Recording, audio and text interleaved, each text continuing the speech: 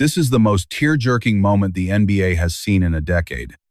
A twist of fate allowed the scent of the rose to fill all of Minnesota. Late October 2018, Jimmy Butler stirred up some serious drama in the locker room. He didn't just call out Wiggins and Towns for wasting their God-given talent. He even skipped the Halloween showdown, citing general body soreness. Inside the Wolves' locker room, Thibs walked up to Rose. With a wry smile, he said, "Derrick, Jimmy is out tonight. You are getting the start." Rose was lacing up his shoes and just froze for a second, since he wasn't even eligible to wear the #1 jersey anymore. He hadn't been a starter for a long time. Answering the call, Rose started studying the star of the other team, Donovan Mitchell. A teammate nearby cracked a joke out of nowhere. "This kid plays a lot like the old you." Rose replied with a bit of awkwardness, "Is that so? I almost forgot what that felt like." But what nobody expected was that fate had a plan, deciding to give the 30-year-old Rose the ultimate script for a legendary comeback. As soon as the game tipped off, the Wolves' first 12 points all came through Rose. The crowd in the arena could already sense something special in the air. By the end of the third quarter, Rose had already dropped 35 points, though only scattered MVP chants echoed through the Target Center at first. Most Rose fans were just staring at the scoreboard in absolute disbelief. Moving into the fourth, the Wolves hit a scoring drought. Mitchell took the chance to lead the Jazz and reclaim the lead. It was in this exact moment that the Rose, which had withered for years, found its true and final rebirth.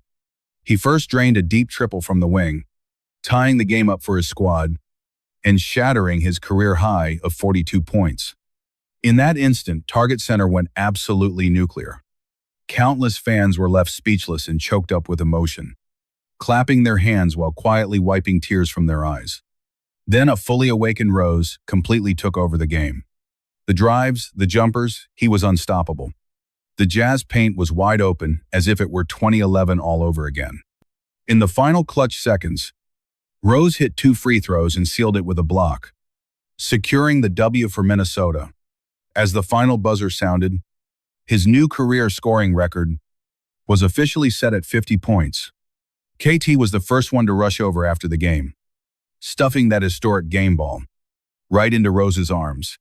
His former Bulls teammate Butler forgot all about his frustrations, dancing around Rose in pure excitement.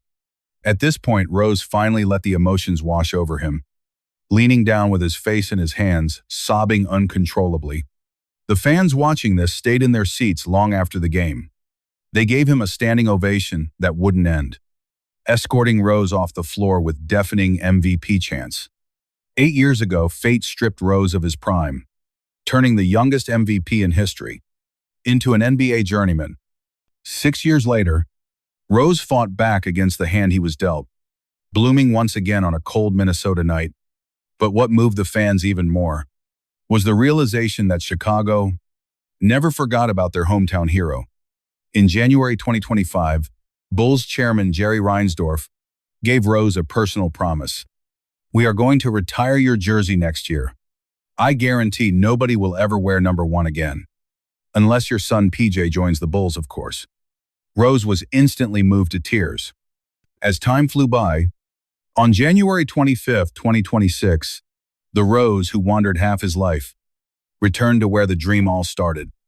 On this day, his #1 jersey finally took its place among Jordan Pippen, Sloan, and Love in the rafters. Back when he had the buzz cut, he was full of fire, making bold promises to the world, striving to be the absolute best.